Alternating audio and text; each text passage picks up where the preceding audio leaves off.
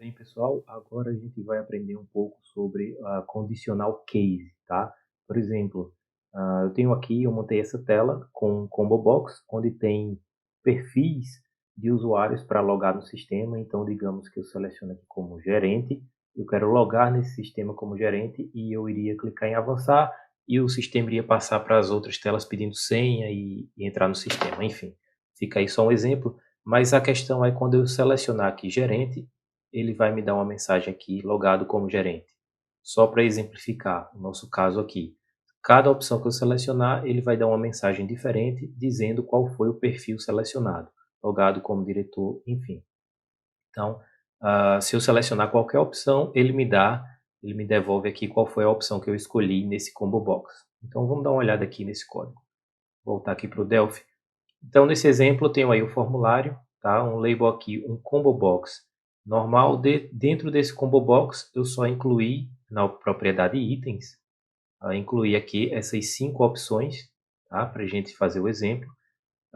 E também modifiquei o name desse combo box para combo usuário, tá? E coloquei aqui um botão avançar só para ilustrar, para quando a gente clicar nele, ele dar a mensagem.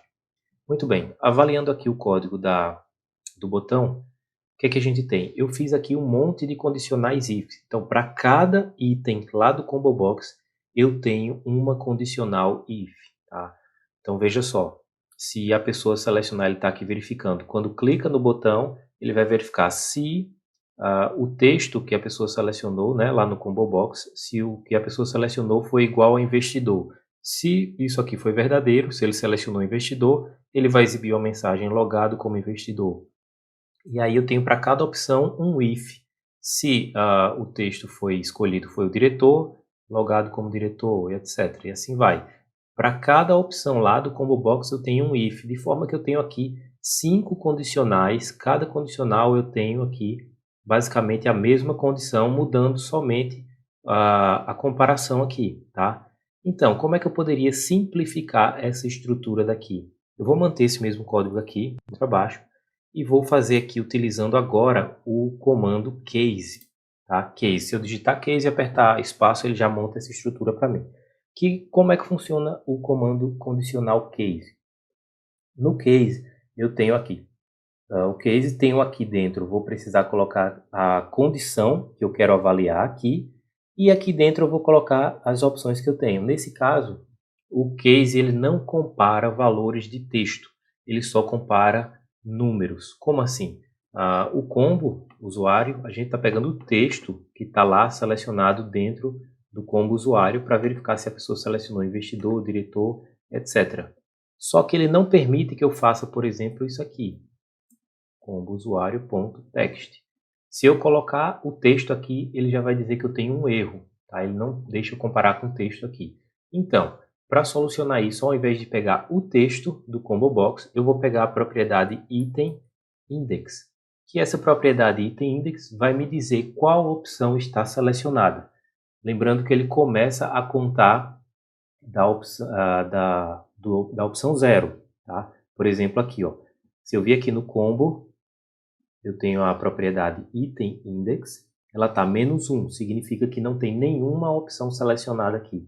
Se eu quisesse deixar a primeira opção selecionada por padrão, eu deixaria como 0 aqui no item index. 0, ele vai deixar a primeira opção selecionada para mim.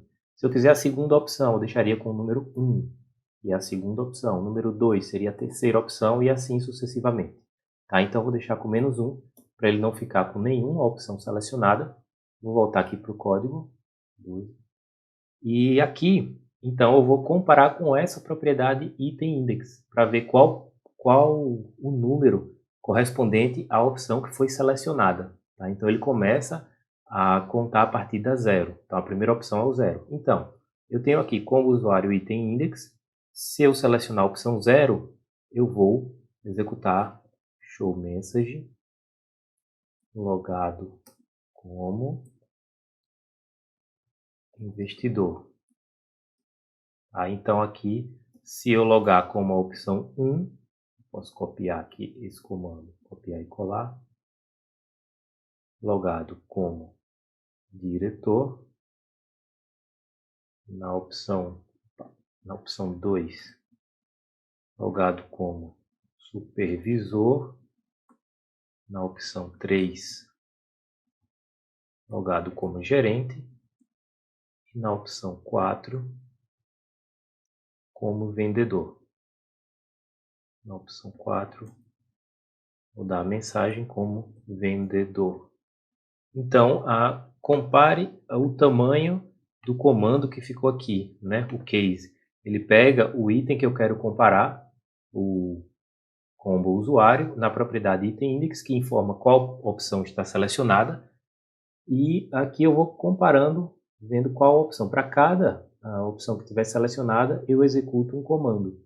Tá? Então, simplifica bastante esse monte de if aqui. Eu consigo resumir com o case somente nesse comando aqui. Tá? Então, eu poderia excluir todos esses ifs.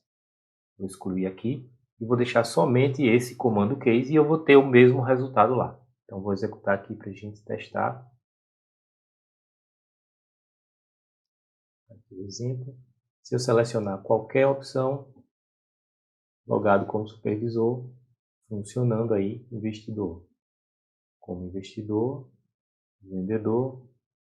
Então, está funcionando aí o nosso exemplo utilizando o case. Tá? A gente consegue otimizar bastante a quantidade de código, tá? Utilizando esse case. Então, aqui eu tenho a condição, a estrutura dele é essa, o case. Eu tenho aqui a condição, ou seja, o que é que eu quero comparar com essas opções daqui. E para cada opção eu posso executar um comando aqui, porém se eu quiser executar mais de um comando, aqui no caso eu estou executando somente o comando showMessage. Se eu quisesse executar mais de um comando, eu teria que ter aqui no 0, por exemplo, um begin e um end. Tá? Para cada opção eu teria que ter um begin e um end para que eu possa executar mais de um comando. Certo? Então, digamos que aqui nessas duas opções eu queira executar, além da mensagem, vamos dizer que eu queira executar outra mensagem aqui.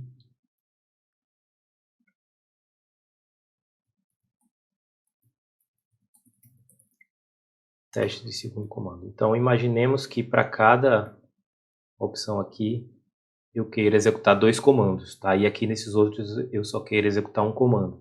Então, para cada opção que eu queira mais de um comando, eu tenho que usar o begin e o end para indicar onde começa e termina o bloco de comandos. Executando agora. Então, se eu executar e selecionando a primeira opção, ele vai dar duas mensagens, né? Investidor e a mensagem teste de segundo comando.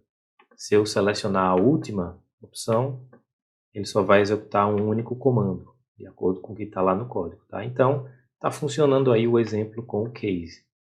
Certo? Então, você pode aqui definir blocos de comandos com o begin e o end, se você tiver mais de um comando para cada opção. E essa é a estrutura da nossa condicional case. Ok, então espero que vocês tenham entendido e vamos para a próxima aula.